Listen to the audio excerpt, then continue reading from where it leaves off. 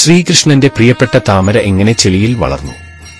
ആദ്യമെല്ലാം സ്വച്ഛമായ ശുദ്ധജലത്തിലായിരുന്നു താമര വളർന്നിരുന്നത്.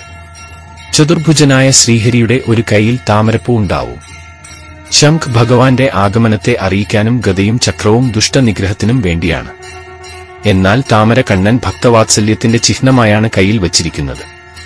അത് താമരയ്ക്ക് മനസ്സിലായില്ല. ഭഗവാന് ഒരു ഉപയോഗവും ഇല്ലാത്ത തന്നെ സദാ കയ്യിൽ പിടിച്ചിരിക്കുന്നത് തന്റെ സൗന്ദര്യം കാരണമാണ് എന്ന് താമരയ്ക്ക് അഭിമാനം തോന്നി. താമര നോക്കുമ്പോൾ ഒരു ഭംഗിയുമില്ലാത്ത തുളസിയില ഭഗവാന്റെ കാൽക്കൽ കിടക്കുന്നു. താമരയ്ക്ക് തുളസിയോട് പരിഹാസം തോന്നി. ഒട്ടും സൗന്ദര്യമില്ലാത്ത നീ ഭഗവാന്റെ കാലു പിടിച്ചാലും ഭഗവാൻ നിന്നെ ഒന്ന് കാണുന്നതുപോലുമില്ല എന്ന് പറഞ്ഞു കളിയാക്കി.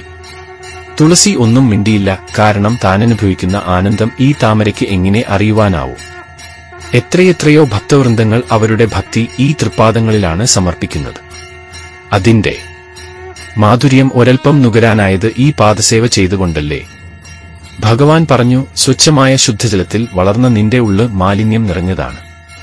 അതിനാൽ നീ ഇനി ചെളിയിൽ വളരാൻ ഇടവരട്ടെ എന്നു പറഞ്ഞ് കൈയിലെ താമരയെ ഉപേക്ഷിച്ചു.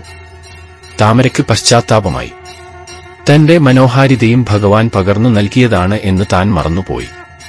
ഭഗവാന്റെ കാരുണ്യം കൊണ്ടാണ് തന്നെ ചേർത്തു പിടിച്ചത് എന്ന് മനസ്സിലാക്കാതെ അഹങ്കരിച്ചു. താമര ഭഗവാന്റെ കാലിൽ വീണു മാപ്പ് ചോദിച്ചു.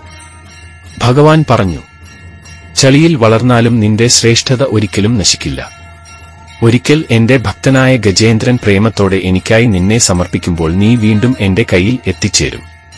ചളിയിലാണെങ്കിലും എന്റെ സാമീപ്യം നിനക്ക് ലോകത്തിൽ എന്നോടൊപ്പം സ്ഥാനം നേടിത്തരും. ഭഗവാന്റെ മുന്നിൽ എല്ലാവരും ഒരുപോലെയാണ്. നമ്മുടെ ഓരോ നേട്ടവും ഭഗവാന്റെ കാരുണ്യമാണ്. എല്ലാ അക്ഷരപ്പൂക്കളും കൃഷ്ണപാദത്തിൽ സമർപ്പണം. ഓം നമോ ഭഗവതേ വാസുദേവായ.